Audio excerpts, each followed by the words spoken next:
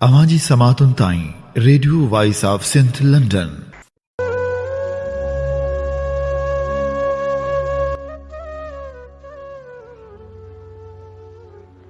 जे कस याद कयास वर वञे वणकार में, जल्द जरीदे पंध में अधियूं अॼु थियास, वञीअ केच पुन्यास ॿारो चाणी बाझसी। भला रे भिट धणी जे भला रे बैत सां मुंहिंजो ही आवाज़ मुसाफ़िर radio voice of Sindh London त थी दुनिया जे कुंड कुड़छ ताईं जंहिंजा माॻ ॿुधिजे पियो उन्हनि मिड़नी महिरबाननि खे सिक भरियो सलाम शाल क़बूल पवे।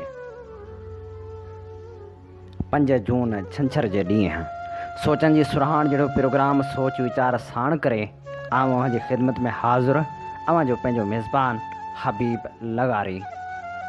प्रोग्राम जी शुरूआत में अवां लाइ इहा ई दुआ त शाल जित हुजो, सुख सलामती सां हुजो, कॾहिं बि ॾुखियो ॾींहुं न ॾिसो ऐं कॾहिं बि अवां जूं मुर्कूं न मुरझाइजनि। दोस्तो, पाण ॼाणूं था सदियुनि जे सफ़र में सिंध हमेशह भोॻियो आहे। सदियुनि जे सफ़र में साज़िशूं थियूं आहिनि ऐं सिंध जे आवाम भोगनाऊं भोॻियूं आहिनि। बेवसी जे बलाउनि हथां कखिजी सिंध जा माण्हू बेमौत मुआ आहिनि। हिकु पासे सिंध वासियुनि लाइ नौकरियुनि जा दर बंदि कया विया आहिनि त ॿिए पासे धरती ते कब्ज़ा करे सिंध वासियुनि लाइ धरती खे सोढ़ो करे धारियुनि खे आबाद कयो वियो आहे। पाण ॼाणूं था सिंध जा माण्हू अॼु बि मस्त अलस्त आहिनि। हू अॼु बि फ़रेब जे फंदे खां आजा आहिनि। हू अॼु बि ठॻीअ ऐं दोलाब नथा ॼाणनि। हू अहिड़ा मासूम आहिनि जो विरहाङे वक़्तु हुननि जायुनि ते कब्ज़ा न कया हुआ ऐं वतन मां बेवतन थी वियल माण्हू जेके अमानत तौर घरनि जूं चाबियूं ॾेई विया हुआ उहे बि उन्हनि संभाले रखियूं, छो त हुननि ॼातो थे अमानत में ख़यानत नाहे करणी। ऐं पोइ ईअं थियो जो धारिया आया ऐं वतन खे वकोड़े विया। उहे जायूं त वियूं पर हाणे धरती बि आहिस्ते आहिस्ते पेरनि हेठां निकिरंदी पई वञे। ईअं लॻे थो ॼण न ज़मीन पंहिंजी आहे न आसमान पंहिंजो आहे। वरी बि उहे धरतीअ धणी लखल आहिनि जेके अॼु बि सरापा एहतिजाज बणनि था ऐं अॼु बि सिंध जी ॻाल्हि कनि था ऐं सिंध जे हक़नि जी ॻाल्हि कनि था ऐं अॼु बि उन धरती जी ॻाल्हि कनि था जेका धरती उत्तम आहे। पाण ॼाणूं था दोस्तो, पाण मिटी में मिटी थी वेंदासूं पर सिंध सलामत हूंदी। पाण ॼाणूं था सिंध उत्तम आहे, सिंध फना नाहे थियणी ऐं सिंध लाफानी आहे। सुभाणे बेरिया टाउन जे गेट अॻियां बेरिया टाउन जे कहिड़ी कारवाइनि ख़िलाफ़ु धरणो लॻणो आहे। इन सिलसिले में क़ौमपरस्त जमायतनि पारां जागृता मुहिम बि हलाई वई आहे। पाण सभिनी ते फ़र्ज़ु थिए थो त पाण मिड़ी मुठ थी पंहिंजे ताक़त जो मुज़ाहिरो कयूं ऐं ॾेखारियूं। जॾहिं बि ग़ासिबनि धरती जा हक़ हड़प करण जी कोशिशि कई आहे ऐं जॾहिं बि साज़िशूं थियूं आहिनि ऐं जॾहिं बि क़दीम वसनियुनि खे मसमार कयो वियो आहे तॾहिं धरती धणी ज़रूरु जाॻिया आहिनि। हिन भेरे बि पाण सभिनी ते फ़र्ज़ु थिए थो त जाग जो भाग बणिजूं ऐं ॿधी जो सबूत ॾियूं जीअं धारियुनि खे ख़बर पवे त सिंध अॼु बि जाॻे थी। प्रोग्राम खे ध्यानु ऐं मोहबत सां ॿुधण लाइ अवां जा लख थोरा। दोस्तो, पाण ॼाणूं था त सिंध मां अञा ताईं विछोड़े वारी मुंद वई कोन्हे। हिकु शाइर हिकु फ़नकार जो दिल में दर्द जाॻे थो त ॿियो को वरी विछड़ी थो वञे। अञा असां मियां गुल मोहम्मद कलोड़े जे विछोड़े वारे ॾुख मां निकिता ई न आहियूं त सिंध जो मशहूरु शाइर ऐं फ़नकार पांधन जोखियो फाले जी बीमारी सां झेड़ींदे 52 साल जी उमिरि में लाॾाणो करे वियो। हुन ॻोठ मिठा ख़ान जोखियो में पसाह पूरा कया। संस मशहूरु कलामनि में दिलनि जा मालिक मुंहिंजे यार जी पार अथई, या वरी ज़रे ज़रे ॾे न मेणा दिलि टुटी पवंदी सुमेत केतिरा ई कलाम मशहूरु आहिनि। हुन जो कलाम वेठे वेठे तुंहिंजा पिरी था पूर पवन, चरियो थियो आहे माण्हू था चवनि जलाल चांडे ॻायो। संस शाइरी आबदा परवीन हुमेरा चना शमन रे मीराली मास्टर मंज़ूर सखीराणी जलाल चांडियो समेत केतिरनि ई फ़नकारनि ॻाई। हूअ शाइरी सां गॾु बहितरीनु फ़नकार बि हो ऐं हुन केतिरियूं ई धुनूं पिणु तरतीब ॾिनियूं। पांधन जोखियो जॾहिं बीमारी जे बिस्तर भेड़ हो तॾहिं खेसि भेटा पेश कंदे अख्तर आज़ाद डायरी लिखियो हो, दिलनि जा मालिक ओ अला मुंहिंजे यार जी पारत ताईं ऐं ज़रे ज़रे ॾे न मिणा दिलि टुटी पवंदी, दिलि टुटी त हयाती खुटी पवंदी। जहिड़नि ख़ूबसूरत कलामनि ऐं शहरी मजमूए वारे किताब दिलनि जा मालिक जो ख़ालिक ऐं सिंध जो भलोड़ अलबिलो शाइर पांधन जोखियो फाल जी बीमारी जे हमले बाद काफ़ी वक़्त खां गुरबत सबबि इलाज कराइण खां कासिर बणियल हो।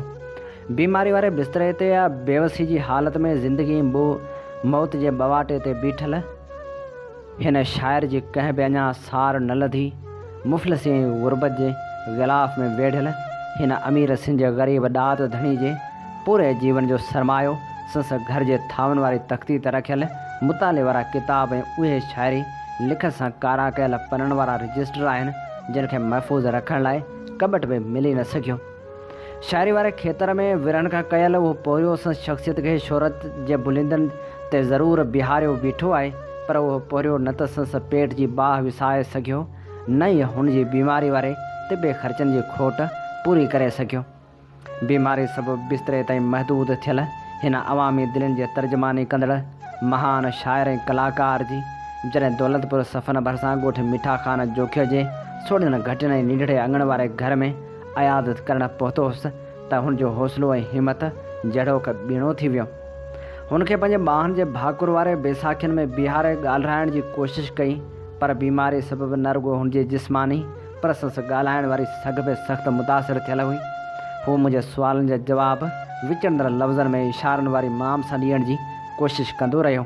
संस पुटु ॿुधायो त काफ़ी ॾींहं खां बाबा जी हयाती जे हुस्नाकियुनि खे बरक़रार रखण लाइ संस मदद जी तिबी सहायतनि वारे सॾनि खां सवाइ दिलासनि जे अञा का दरमान वारी मोट नाहे मिली। हू आख़िर ताईं पुकारींदो रहियो ऐं चवंदो रहियो, जे दिलि टुटी त सुणा हयाती खुटी पवंदी। ऐं पोइ ईअं ई थियो, बांदन जोखियो जी दिलि टुटी पई त हयाती बि खुटी वई ऐं हुन पसाह पूरा करे छॾिया।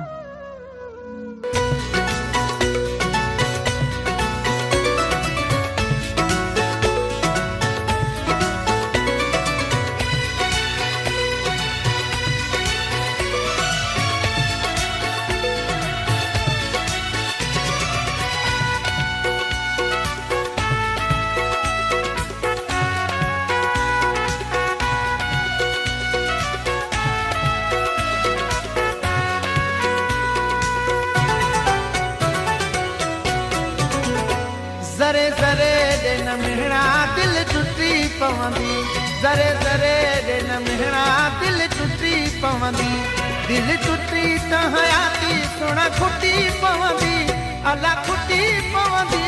ज़रे ज़रे ॾे न मिहणा दिलि टुटी पवंदी, ज़रे ज़रे ॾे न मिहणा दिलि टुटी पवंदी, दिलि टुटी त हयाती सुण खुटी पवंदी, अला खुटी पवंदी। ज़रे ज़रे ॾे न मिहणा दिलि टुटी पवंदी, ज़रे ज़रे ॾे न मिहणा दिलि टुटी पवंदी।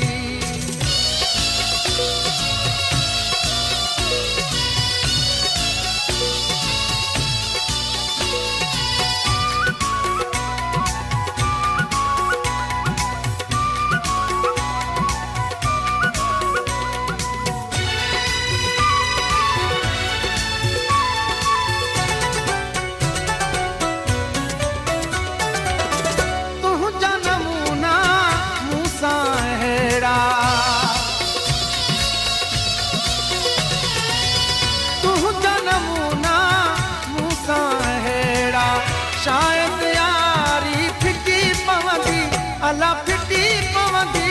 ज़रे ज़रे ॾे न मिहणा दिलि टुटी पवंदी, ज़रे ज़रे ॾे न मिहणा दिलि टुटी पवंदी, दिलि टुटी त हयाती सुण खुटी पवंदी, अला खुटी पवंदी। ज़रे ज़रे ॾे न मिहणा दिलि टुटी पवंदी, ज़रे ज़रे ॾे न मिहणा दिलि टुटी पवंदी।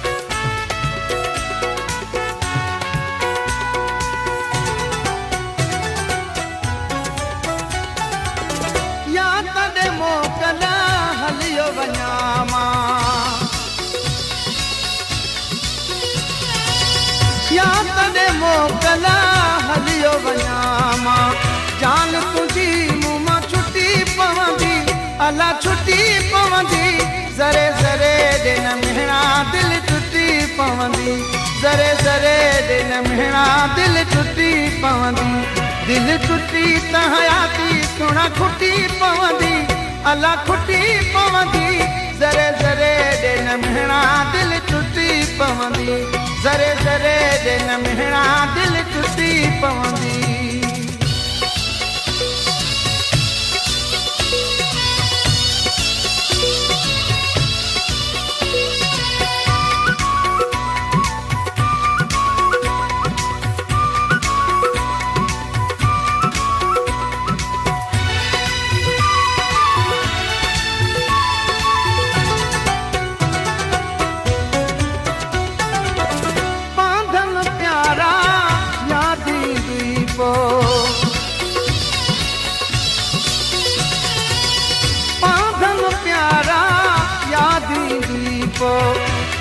पिरी जॾहिं पुटी पवंदी अला पुटी पवंदी ज़रे ज़रे ॾे न मिहणा दिलि टुटी पवंदी ज़रे ज़रे ॾे न मिहणा दिलि टुटी पवंदी दिलि टुटी त हयाती सुहिणा खुटी पवंदी अला खुटी पवंदी ज़रे ज़रे ॾे न मिहणा दिलि टुटी पवंदी ज़रे ज़रे ॾे न मिहणा दिलि टुटी पवंदी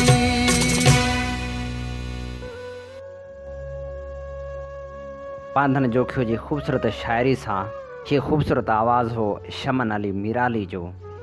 अव्हां जी ख़िदमत में प्रोग्राम पेश कयो पियो वञे सोच वीचार। अव्हां जो मेज़बान आहियां हबीब लगारी। अव्हीं ॿुधी रहिया आहियो दुनिया जो पहिरियों Sindhi web radio radio voice of Sindh London.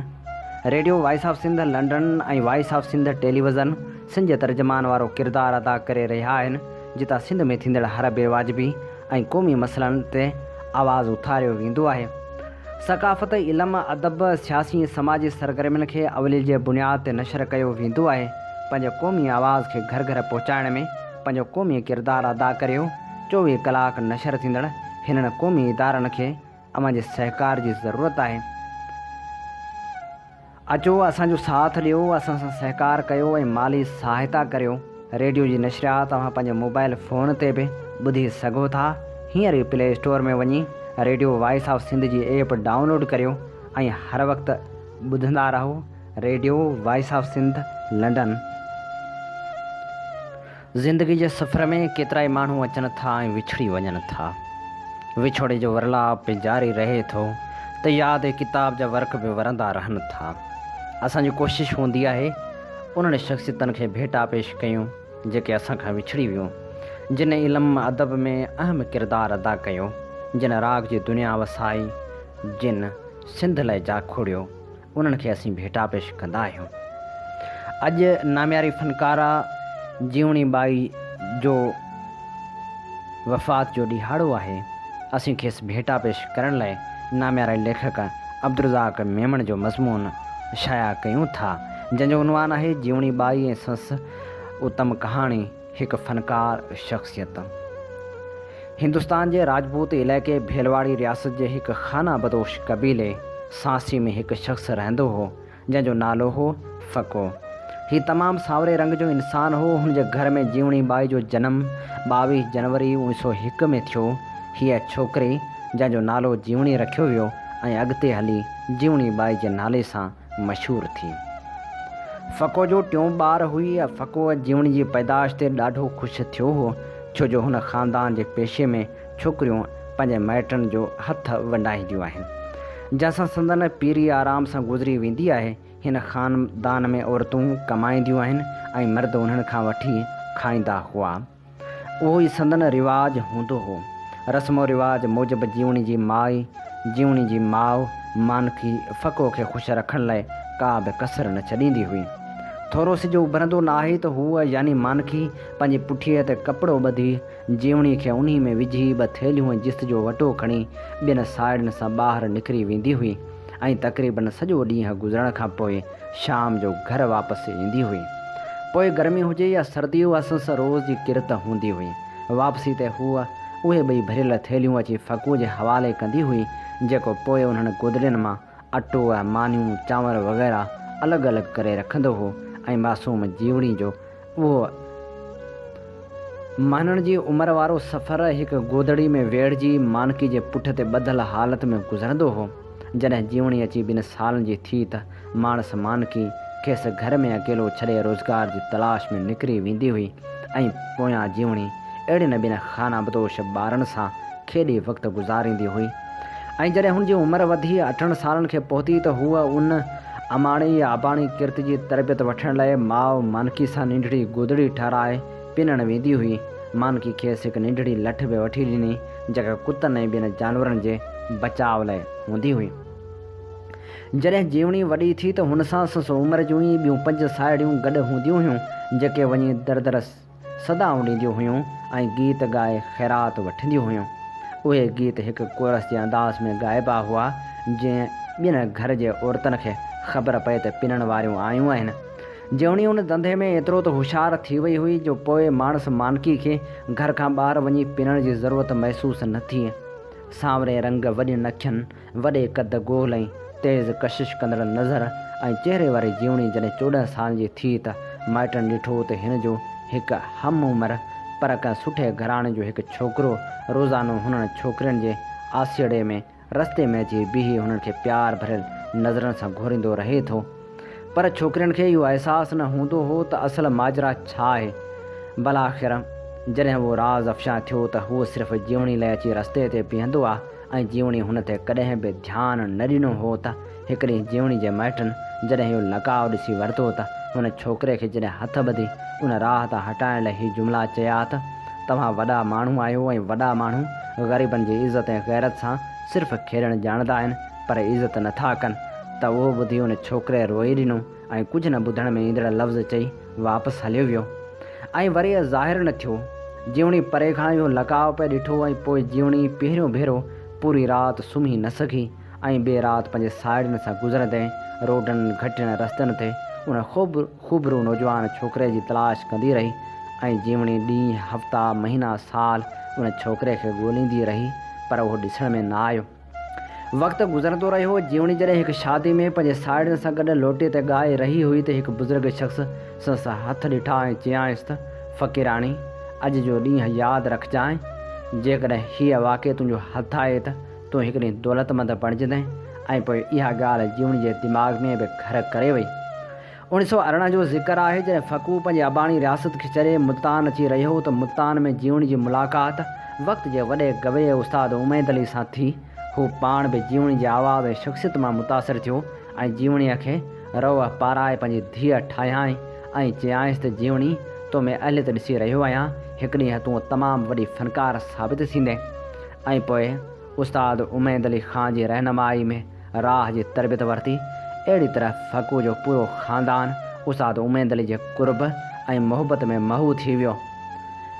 हिकु ॾींहुं संस मदद सां हज़रत शम्स तबरेज़ जे हथे मुस्लमान थी विया ऐं मुस्लमान थियण खां पोइ जीवणी जो नालो त जीवणी रहियो पर फ़क़ू पंहिंजो नालो फ़तेहमंद रखियो ऐं मुस्लमान थियण खां पोइ जीवणी दर दर पिनी खाइणु छॾे ॾिनो ऐं सिर्फ़ु उस्ताद उमैद अली जी मार्फत वॾनि वॾनि मेलनि मलाखड़नि ऐं महफ़िलनि में वञी पंहिंजे फ़न जो मुज़ाहिरो कंदी हुई ऐं पंहिंजे फ़न जूं मंज़िलूं तय कंदी हुई।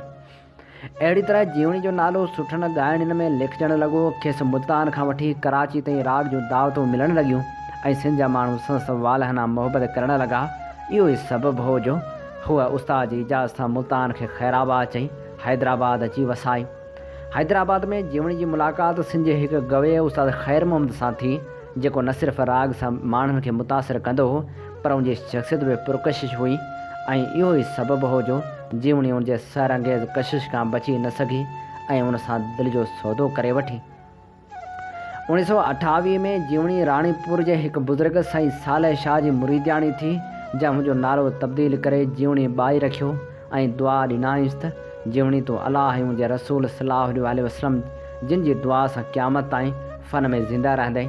जीवणी पोइ हैदराबाद पहुचंदे ई हिकु आलिम अला बख़्श नूनारी खां तरबियत वठणु शुरू करे चंद साल में ई क़ुरान शरीफ़ मुकमल करे वरितो। 1932 जी ॻाल्हि आहे त जीवणी जे नवाब माका नाले वॾे कद ऐं ख़ूबसूरत जवान सां शादी थी। ऐं शादी खां पहिरीं जॾहिं नवाब माका ऐं जीवणी जी मुलाक़ात थी हुई त पोइ हुन उस्ताद ख़ैर महमूद खे ख़ैराबाद जे नवाब माका सां गॾु मौजूदा शीश महल होटल जे भरिसां हिकु घर में रहण लॻी।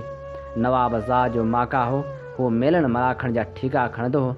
उनखां अलावा ताश पती जो वॾो खिलाड़ी या जुआरी हो ऐं हिंदुस्तान ऐं अमेरिका वञी वॾनि नवाबनि खे ताश में हाराए ईंदो हो। हू ॿाहिरि कुझु बि हो पर घर में हुनजी तबियत मुख़्तलिफ़ हुई ऐं रोज़े निमाज़ जो पाबंद हो ऐं पुछण ते चवंदो हो त निमाज़ ख़ुदा लाइ आहे, निमाइश लाइ न। जीवणी खां अॻु नवाब माका जी हिकु ॿी घरवारी बि हुई जेका संस माइटियाणी हुई ऐं हूअ नवाब माका जे अबाणे ॻोठ सखर में रहंदी हुई। खेसि पहिरीं घरवारी मां काफ़ी ॿार हुआ पर जीवणी मां को बि औलाद न हुअसि। जीवणी पाण बि राग सां गॾु सोम सलवार जी पाबंद हूंदी हुई। ज़िंदगी जे आख़िरी ॾींहंनि में तहजुद बाक़ाइदगी सां अदा कंदी हुई। पाण हैदराबाद में काफ़ी ग़रीब घरनि जी माली मदद कंदी हुई ऐं ग़रीब छोकिरनि जी शादी जो ख़र्च पिणु पाण बर्दाश्त कंदी हुई। खेसि इमामनि सां बि तमामु घणी अक़ीदत हूंदी हुई, जंहिं करे हुनजो मुहर्रम महीने जे 25 तारीख़ जो न्याज़ पूरी हैदराबाद शहर में मशहूरु हूंदो हो।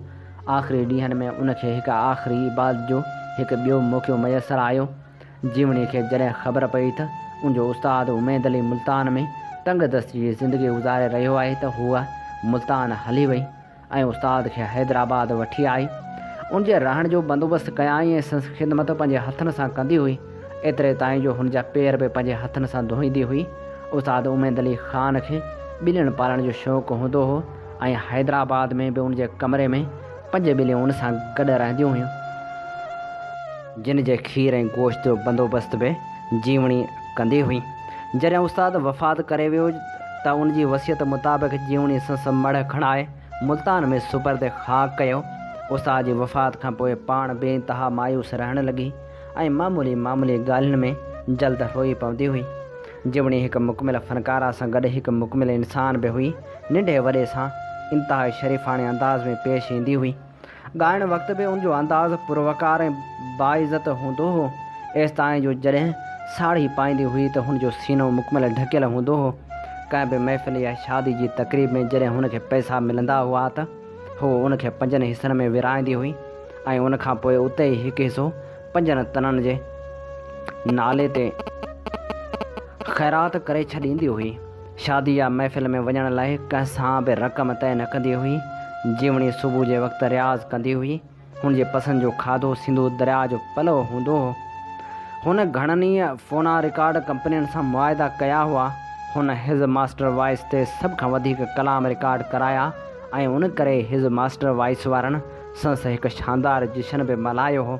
हुननि 10.5 तोला सोन सां ठहियल मोनोग्राम जीवणी बाई खे एवॉर्ड में ॾिनो हो।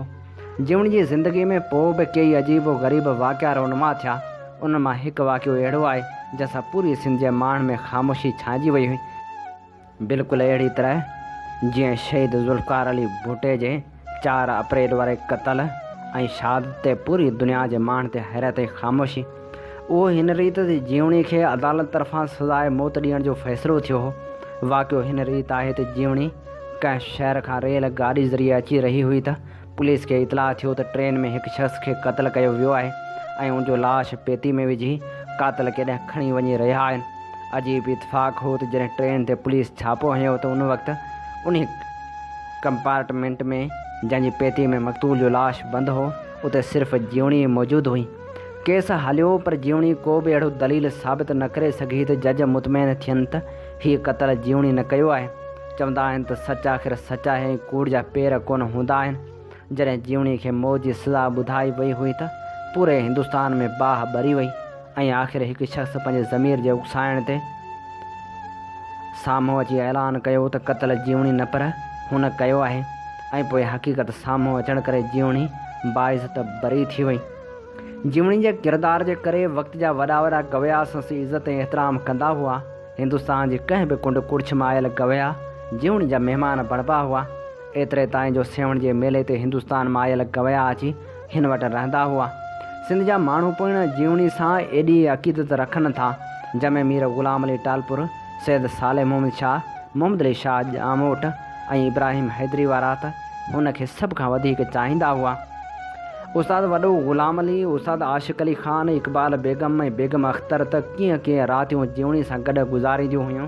उस्ताद ग़ुलाम अली ख़ान लाइ त जीवणी हिकु खट अलॻि ठहिराए रखी हुई, छो जो उनजो माशाल्लाह कद तमामु वॾो हूंदो हो ऐं आम माण्हू त एतिरामनि उन खट ते सुम्हंदो ई कोन हो।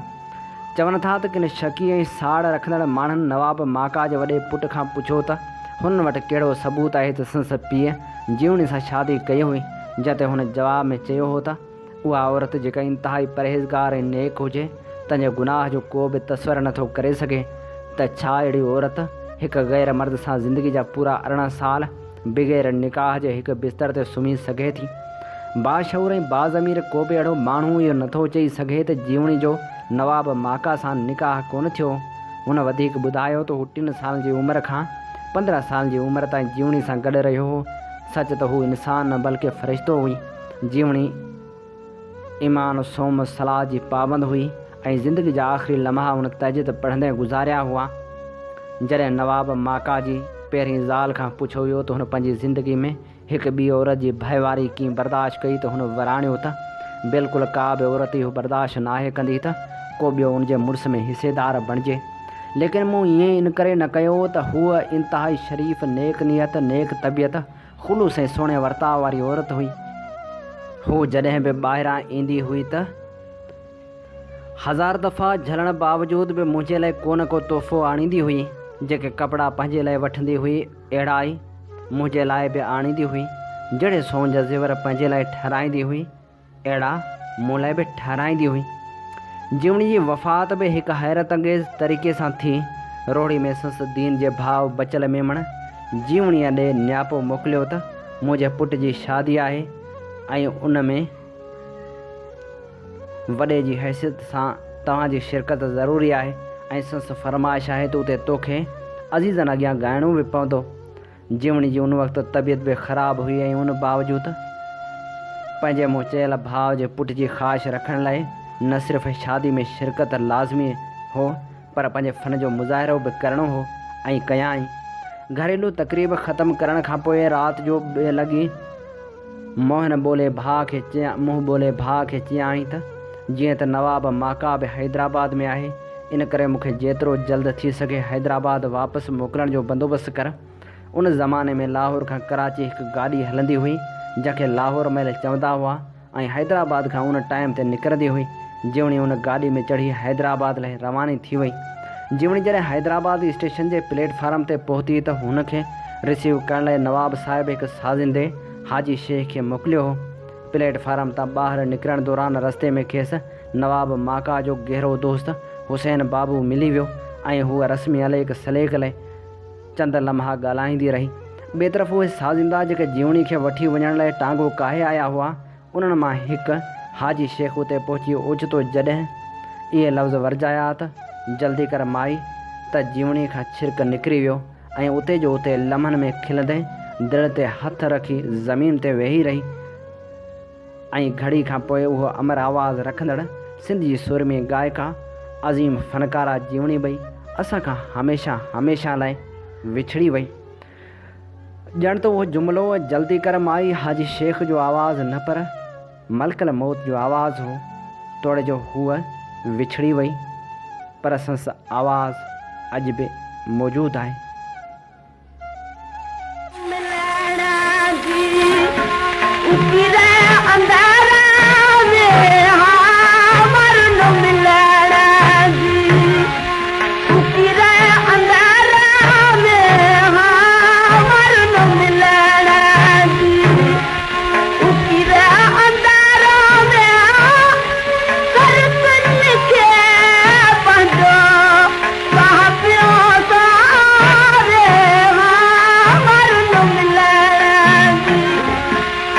लाश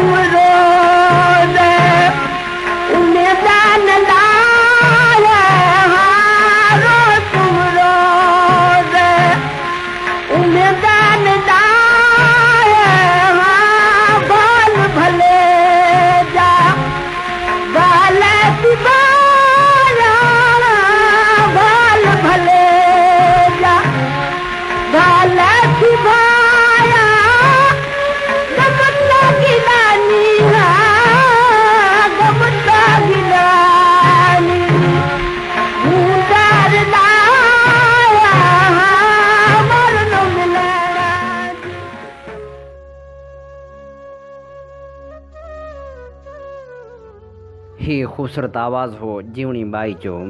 अवी ॿुधी रहिया आहियो radio voice of Sindh London. अवां जी ख़िदमत में प्रोग्राम सोच वीचार पेश कयो पियो वञे। आउं जो मेज़बान आहियां Habib Lagari. Radio voice of Sindh London ऐं voice of Sindh television Sindh जे तर्जमान वारो किरदारु अदा करे रहिया आहिनि, जितां सिंध में थींदड़ हर बेवाजिबी ऐं क़ौमी मसइलनि ते आवाज़ उथारियो वञे थो। इल्मु अदब सियासी ऐं समाजी सरगर्मियुनि खे अवलियत जे बुनियाद ते नशर कयो वेंदो आहे। पंहिंजे क़ौमी आवाज़ खे घर घर पहुचाइण में पंहिंजो क़ौमी किरदारु अदा करियो। 24 कलाक नशर थींदड़ हिन क़ौमी इदारनि खे अव्हां जे साथ ऐं माली सहकार जी ज़रूरत आहे। अचो असां सां हमक़दम बणिजो। प्रोग्राम सोच वीचार में हाण सुरहाण जहिड़ियूं सोचूं, गुलाबनि जहिड़ा अहसास, शाइरी जो जहान, उहा शाइरी जेका असां ॾे चूंड करे मोकिली असांजे ॿुधंदड़नि ऐं असांजे शाइर दोस्तनि। सभ खां पहिरियां सिरैकी शाइरी जो वास वठंदासूं। सिरैकी शाइर असांखे मोकिलियो काज़ी अख्तर जुणे जे। उजला तन ते वहशी अखियां, उजला तन ते वहशी अखियां, मेला मन ते ढेर मखियां, असां ते लभिया घर विच मसीता, असां ते लभिया घर विच मसीतियां, लोग घुमदे बाहर दे गलियां, हर कोई देखे ज़ाहिर दे बत्तियां, हर कोई देखे ज़ाहिर दी बत्तियां, कोई न वेखे अंदर दी चखियां, छोड़ हिसाबां ईमान व कुफ्र दा, छोड़ हिसाबां ईमान व कुफ्र दा, ॼाण न ॾे बस यार दे गंढियां। काज़ी अख्तर जुणे जो लिखे थो त रुञ में थो रड़े को, ह्यांव ॾारे थो हीअणो को, गुरबत कयो आहे गर्क गारनि में, ॿुधायो ॾोह मुंहिंजो आहे को, पेट आहे पुठी सां लॻल, अमां मानी गभो आहे को, न्याणी ते था थियनि नेज़ा निर्वार, छा वजूद मुंहिंजो आहे को, आ हर हिकु क़ौम जो सपनो पंहिंजो पंहिंजो, आहे हर हिकु क़ौम जो सपनो पंहिंजो पंहिंजो, आज़ादी जहिड़ो सपनो आहे को, कूड़ा था हुक्म हलाइनि, सचा था सूर सहन, हिन धरती जो रहबर आहे को।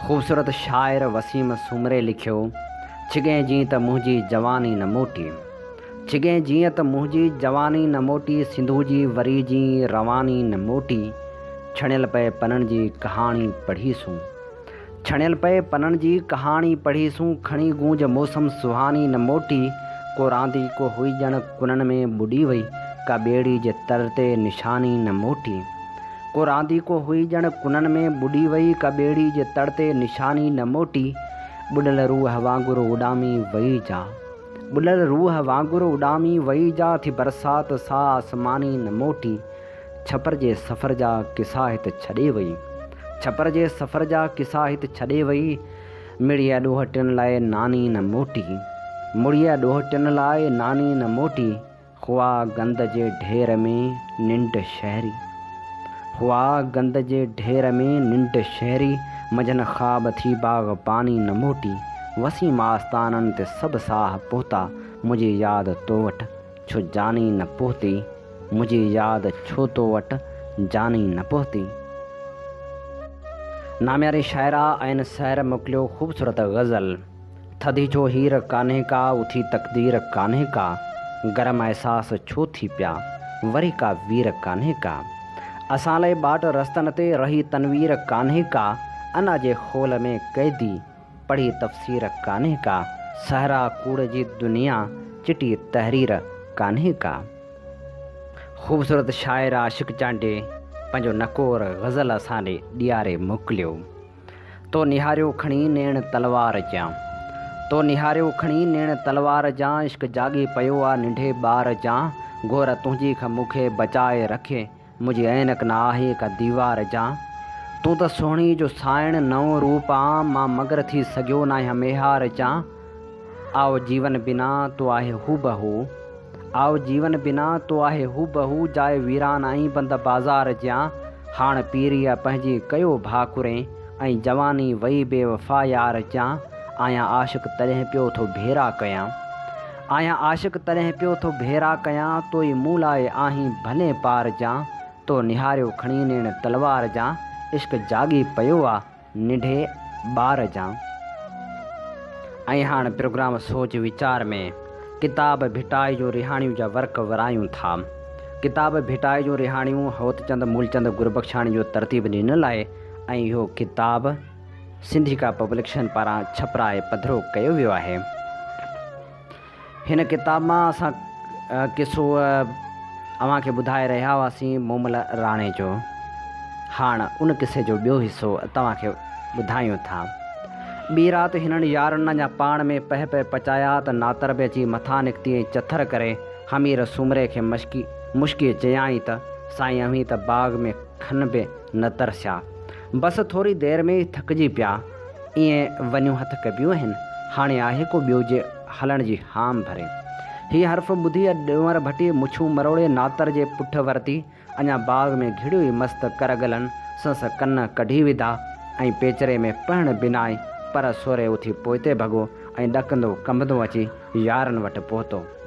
टी राति बि नातर लुॾंदी लमदी अची यारनि वटि हाज़ुर थी ठठोली करे हमीर सूमरे खे चयाईं त किबला अव्हांजो वज़ीर त अव्हां खां बि लीको लंघे वियो, भला जिन खाधा पलनि जा पेटियारा तिन जा हीअड़ा वीचारा।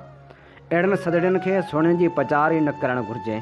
हिन ताने सनड़े खे तमामु करे छॾियो, सो कमर कशे उछांग मारे उथी खड़ो थियो।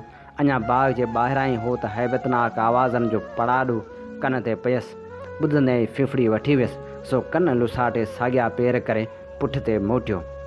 यारनि जी अहिड़ी बुज़दली ॾिसी राणे खे जोश अची वियो ऐं प्रण कयाईं त जेसीं पंहिंजे मुराद हासिल न कंदुसि तेसीं पोइते न वरंदुसि। चौथी राति नातर वरी अची प्रगट थी ऐं नक खे मोड़ो ॾेई मुंहं में खंडु विझी वॾे वाके चयाईं त ॾिठोसीं अव्हां जहिड़नि काइरनि बि राजकुमारियूं माणियूं। उहे मुड़साणा कपिड़ा लाहे खणी ज़नानो वेस ढकियो। हीअ सहम सुणी राणे खे नुंहं खां चोटी ताईं बाह वठी वई, सो हिकदमि सही संभरी ज़र ढके समंड घोड़े ते सवार थी नातर खे अॻियां करे मूमल जे महलात ॾे धोकींदो वियो। जॾहिं पेचरे जे मुंहं वटि पहुतो तॾहिं नातर दस्तूर मूजिबि गोही ॾियण जी कई, पर राणो होश संभाले घोड़े खे अड़ी हणी वञी मथांसि कड़कियो ऐं खेसि चोटी खां झले महला जो गस वरिताईं।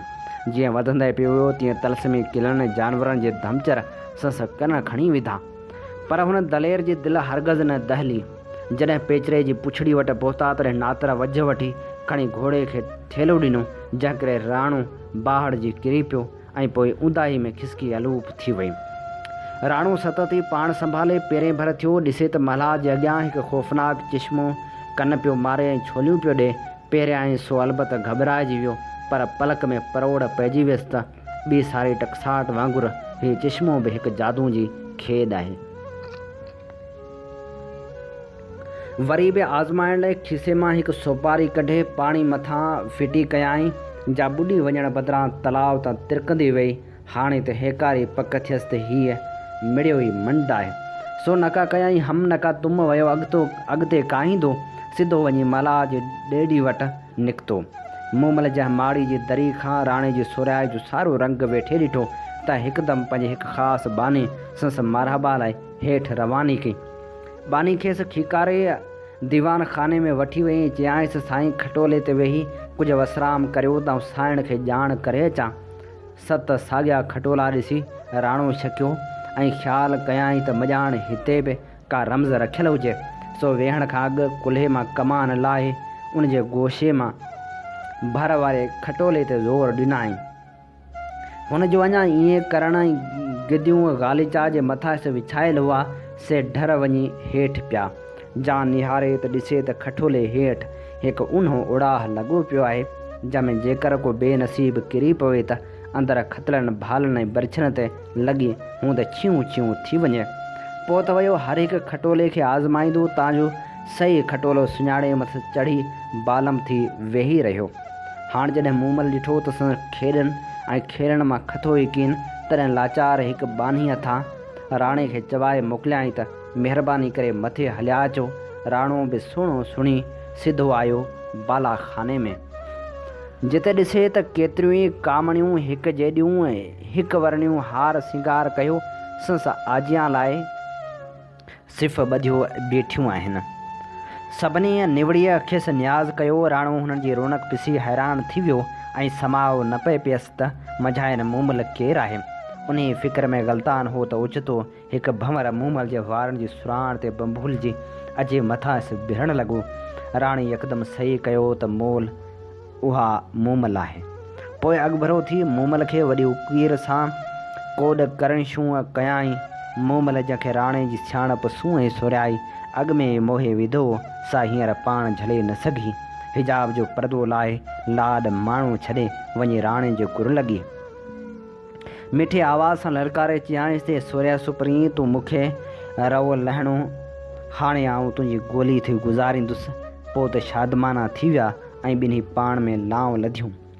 सारी राति मोहबत वंडियाऊं। सुबुह जो राणो मूमल खां मोकिलाए पंहिंजनि यारनि खे मिलण लाइ संभरियो, पर मूमल खेसि छॾे न। आख़िर जॾहिं अंजाम इक़रार कयाईं त आऊं इझो थो वरां तॾहिं मसमस रुख़्सत ॾिनाईंसि। राणो सिगो ई अची संगतियुनि सां मिलियो, जिन खे पंहिंजी कामयाबी जो सारो किसो करे ॿुधायईं। संस ख़ुशि नसीबी ते सभिनी वाह वाह कई, खेसि खेरूं ॾिनियूं। जॾहिं हाल हवाल वठी खिल ख़ुशी करे वांदा थिया तॾहिं हमीर सुमरे राणे खे चयो त यार असांखे निहायत ख़ुशी थी आहे जो मूमल जहिड़ी मन मोहिणी जो हथु नसीबु थियो अथई। शाल हमेशह तोखे निभे हुजे, पर मुंहिंजी ॾाढी आरज़ू आहे त हिकु वारी आऊं बि जेकर संस मुंहुं ॾिसां। राणी वराणी ॾिनी त किबला मुंहिंजूं त अखियूं ठरनि, पर मूमल अहिड़ी ॻाल्हि न मञींदी। जेकॾहिं हरू भरू खेसि ॾिसण जी ख़्वाहिश अथो त वेस बदिलाए मूंसां हमराह थी हलो। जेतोणीकि हमीर सुमरे खे ही ॻाल्हि ॻरी लॻी, तॾहिं बि ॿियो को रस्तो न ॾिसी लाचार मिहार को वेस करे निमा शाम जो राणे सां गॾिजी मूमल जे महलात ॾे राही थियूं। मूमल जा राणे लाइ अखियूं पायो वेठी हुई। सा खेसि वॾी उकंड ऐं उकीर सां मिली ऐं हमीर ॾे निहारे पुछाईं त हीउ केरु आहे। राणे जवाबु ॾिनो त हीउ मुंहिंजो माण्हू आहे, पर हमीर जे मुंहं ॾे मां ई मूमल खे मालूम थियो त किसो ॿी तरह आहे।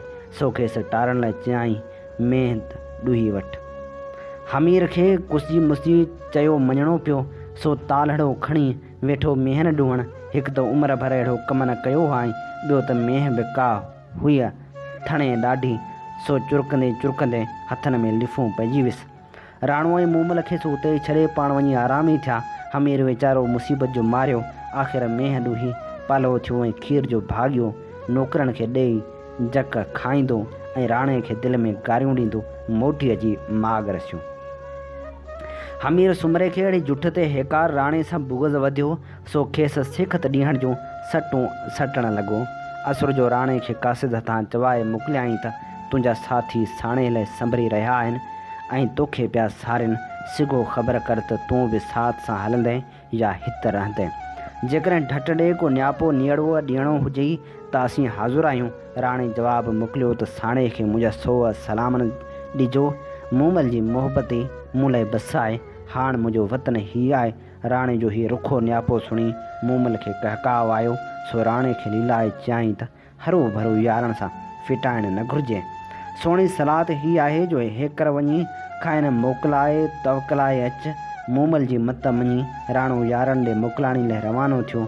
अञा वटि न पहुतो ई कीन त खेसि चोखंबो ॿधी उठ ते जकड़े सिधो अमरकोट सटींदा विया। उते पहुचण बाद हमीर सुमरे राणे खे तर में हयो।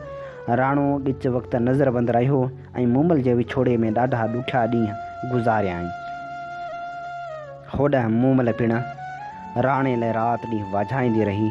आख़िर किन चइनि चङनि जे चवण ते हमीर मुड़ियो ऐं राणे खे बंदि मां कढियाईं, पर अंजाम वरिताईंसि त वरी मूमल जो मुंहुं बि न ॾिसंदे। पर राणे खे मूमल खां सवाइ किथे थो आराम अचे। जीअं मच्छी पाणी खां सवाइ तड़पंदी आहे, तीअं राणे जी दिलि बि महबूब बिना बेक़रार हुई। अहिड़ा अंजाम के इश्क जे आॾो पई सघनि। सुत थी साॼी लही पंहिंजे भत उठ ते चढ़ी लिक चोरी काक ॾे काहे वरी वञी पंहिंजे मूमल सां मिलियो। अहिड़ी तरह जॾहिं जॾहिं वझ मिलंदो हुअसि तॾहिं तॾहिं वञी मूमल सां रिहाणियूं करे मोटी माग ते पियो ईंदो हो।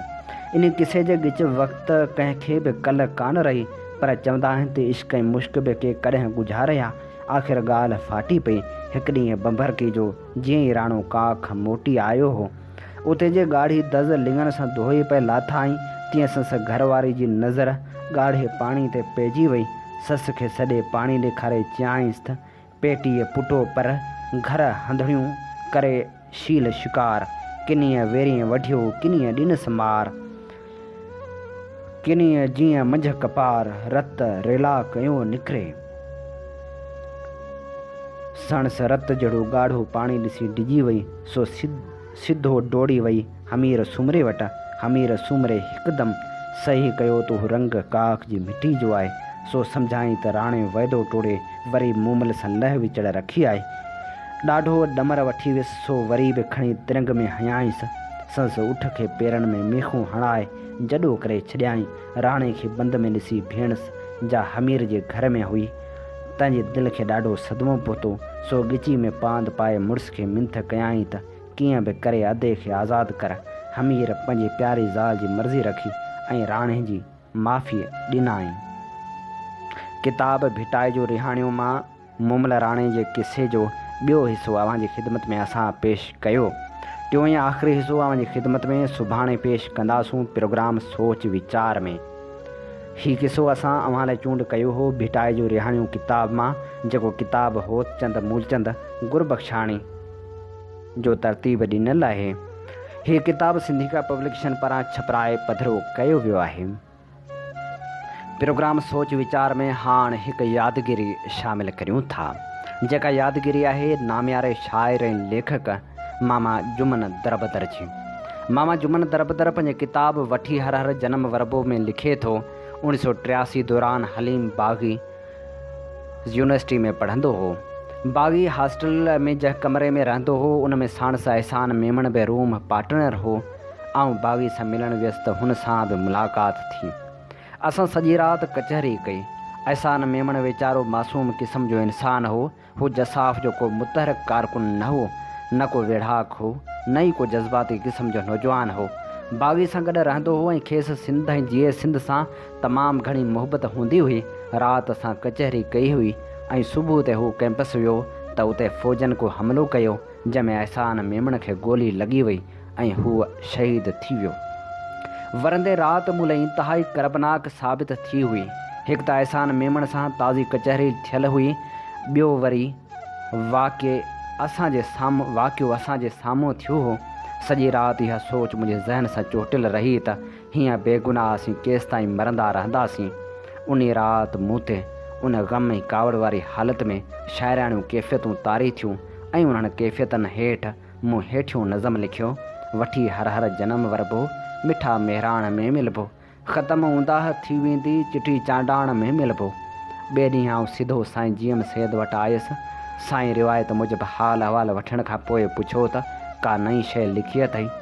साईं जे इन सुवाल जे जवाब में मूं उहो नज़म ॻाइणु शुरू कयो। मूं पहिरीं मिसर पूरी कई त पंहिंजी जा जंग आ जारी, सा थींदी नेठि सोभारी, मरी वेंदा मिड़े मारी, सचे सुरहाण में मिलबो। वरी जॾहिं ॿी मिसर मूं ॻाइणु शुरू कई त हुजे यूरोप या लिबनान, जिते मारियो वियो इंसान, उन माण्हू संदे अरमान ऐं रत छाण में मिलबो। साईं रुअणु शुरू कयो। उन मिसर खां पोइ बि मूं 2 मिसराऊं ॻातियूं, पर ख़बर न आहे साईं उहे ॿुधियूं बि अलाए न। पर ॿी मिसरा खां पोइ संस अखियुनि मां जेको पाणी वहणु लॻो सो मूं ॻाए बसि कयो, तॾहिं बि जारी हो। उन वक़्तु साईं अधु कलाक खण लाइ ख़ामोश थी वियो। बिना ख़ामोश साईं जूं अखियूं ॻाढ़ियूं ऐं चहिरो संजीदो थी वियो। अधु कलाक जी ख़ामोशी खां पोइ साईं जेको आवागून वारे फ़लसफ़े ते ॻाल्हाइणु शुरू कयो उहो कमाल हो। सचपच त मूंखे आवागून जे फ़लसफ़े जे बारे में का ॼाण कान हुई, पर उन ॾींहुं साईं सम्झायो त आवागून जे फ़लसफ़े मूजिबि इंसानु मरंदो न आहे, पर हिन धरती ते वरी वरी जनम वठंदो आहे। हरू भरू लाज़मी न आहे त बिशारतूं नबियनि ते लहनि, कॾहिं कॾहिं धनारनि ते बि वही नाज़िल थींदी आहे। धनारनि जे वातां बि के सुठियूं ॻाल्हियूं माण्हू ताईं पहुचंदियूं आहिनि। अॼु तुंहिंजो हीउ नज़म ॿुधी ऐं अॻे जंहिं मायूसी में वकोड़ियल हुयसि, हाणे उन मां पाण छॾाए निकिरी आयो आहियां। हाणे मूंखे पक आहे त असीं हुजूं न हुजूं, पर असांजी सिंध खे आज़ादी ज़रूरु मिलंदी। अॼु तो मूंखे उन नज़म वसीले मायूसियुनि मां कढियो आहे। उन करे अॼु खां तूं मुंहिंजो उस्तादु आहीं। ऐं रोई पियसि, सुर कंदे साईं खे विराणियमि त साईं अव्हां किथे ऐं किथे, ऐं थरियो माण्हू ॿराड़ी जो, ऐं अव्हां जो उस्तादु कीअं थो थी सघां। साईं चयो त तो मूंखे उत्साह ॾिनो आहे, उन करे तूं मुंहिंजो उस्तादु आहीं। पोइ साईं जिते बि वेही जहिड़ी बि कचहरी में हुजे उते इहा ॻाल्हि ज़रूरु करे त बाबा थरे मूंखे ही ॻाल्हि सम्झाई आहे, सो हाणे हूअ मुंहिंजो उस्तादु आहे। आऊं त साईं जीअम सैद जी जुती जी ख़ाक जहिड़ो बि कोन आहियां, हुनजो उस्तादु छा थींदुसि। पर मुंहिंजो उहो नज़म साईं जे दिलि ऐं दिमाग़ ते नक्शे थी वियो। आऊं सम्झां थो त मूं ॿी शाइरी कई या न कई, पर मुंहिंजो उहो हिकिड़ो ई नज़म मुंहिंजी सुञाणप बणिजी वियो। उहो असांजो कमाल कोन्हे, उहो जीएम सैद जो कमाल आहे, जंहिं असांखे सॼी सिंध में मोहबतूं ॾिनियूं।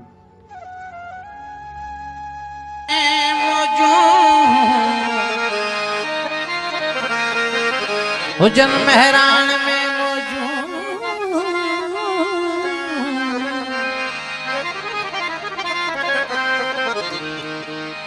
असांखे बस इहो घुर्जे, सभई मिसकीन कन मौजूं, असांखे बस इहो घुर्जे। सरतीअ जहिड़ो को बि न साथी, धरतीअ जहिड़ो को बि न धन, लातो अथई तन बाए बुखारी, हीअ बत हिकिड़ो आहे फन।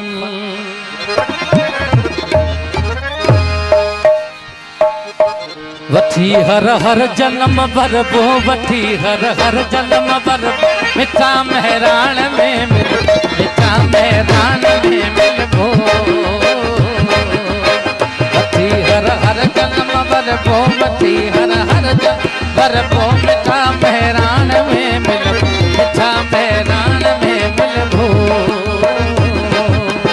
ख़त्म हूंदा हथी वेंद, ख़त्म हूंदा हथी वेंद, चिट्ठी चांदान में मिलबो, मिठा महरान में मिलबो।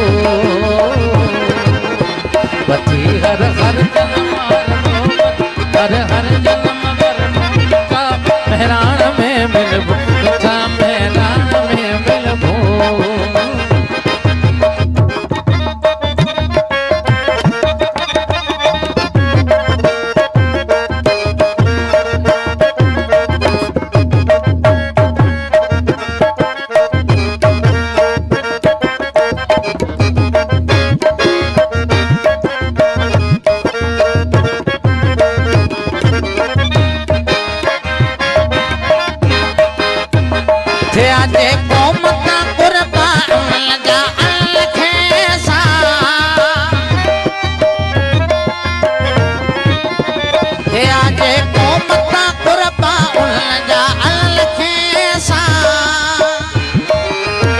शहीद लगे शहीद लगे हती लालान में मिलबो, मिठा महरान में मिलबो।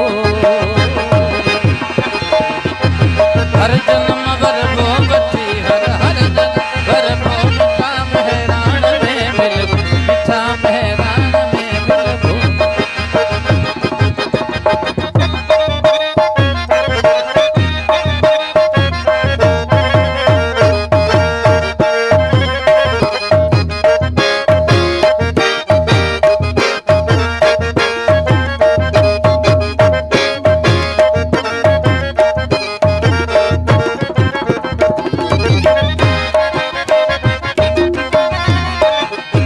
पंजी जा जंगवा जारी दिल्ली साने ठसो बारी,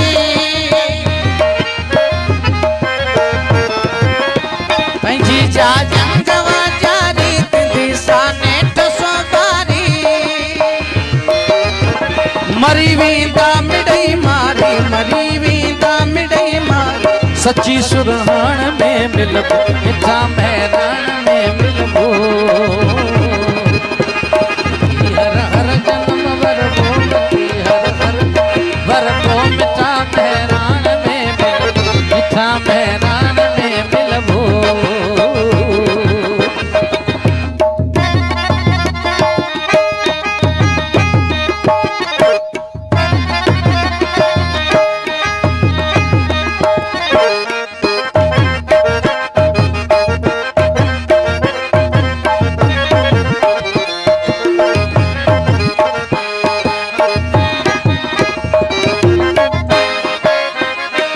जे यूरोप याल पिलान ते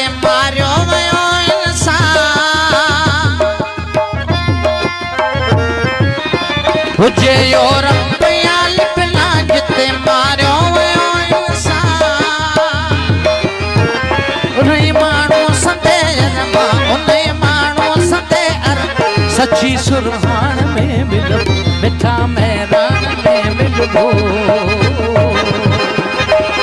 हर हर जन्म वरबो हर हर जन्म वरबो मिठा मैदान में मिलबो मिठा मैदान में मिलबो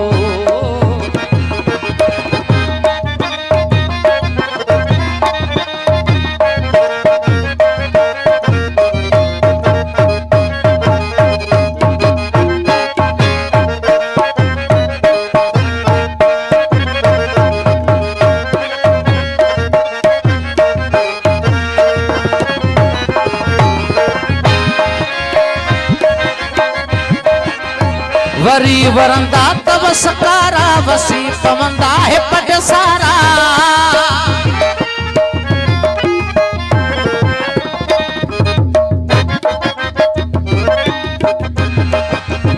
वरी वरंदा तव सकारा वसी पवंदा है पट सारा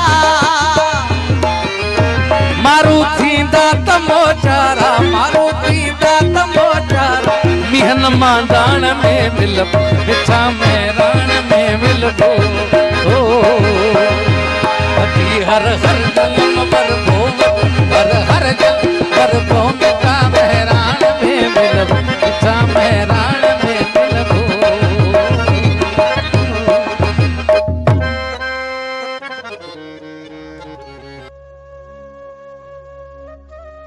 ख़ूबसूरत शाइर जुमन दरबदर जी शाइरी सां अॼोके प्रोग्राम जा समूरा रंग हवाउनि में विखरी चुका। पंहिंजे मेज़बान हबीब लगारी खे इन साॻी दुआ सां ॾींदा इजाज़त। वसे भिट तुंहिंजी भलारा सदा सदा देश परदेस सारा वसन कॾहिं सींद सिंध जी न मेरी थिए कॾहिं मोड़ कंहिंजा न मुरझाए अचनि।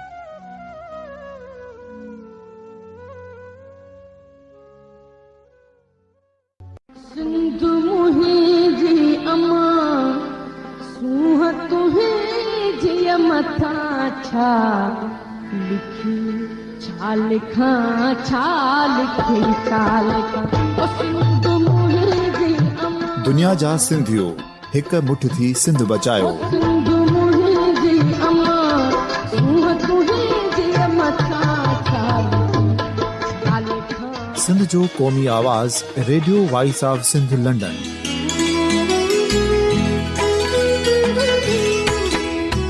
Radio voice of Sindh London पंहिंजी नशरियात में सिंध जी सियासत, समाज, इक़्तिसादियात, तारीख़, क़ौमी उमंगुनि ऐं इख़्लाक़ियात मुतलिक़ सिंध जी हक़ीक़ी तर्जुमानी कंदे प्रोग्रामनि खे असराइतो बणाइण लाइ सिंध जे घण घुरनि ऐं धरतीअ सां प्यार कंदड़ अदीबनि, दानिश्वरनि, सहाफ़ियुनि, उस्तादनि, वकीलनि ऐं हर तबिके जे मानवारनि सजणनि खे सिंध में शऊरी इनकलाब लाइ सहकार जो सॾु ॾियूं था।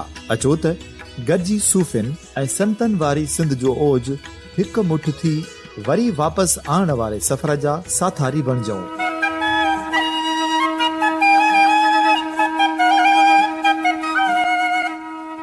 हिक नए सुबुह जी शुरूआत जो पड़ाॾो घर घर ॻोठ ॻोठ ऐं शहर शहर ताईं पहुचायो। शाल सिंध आबाद ऐं ख़ुशहाल थिए, सिंधी माण्हू सुखियो ऐं सताबो थिए।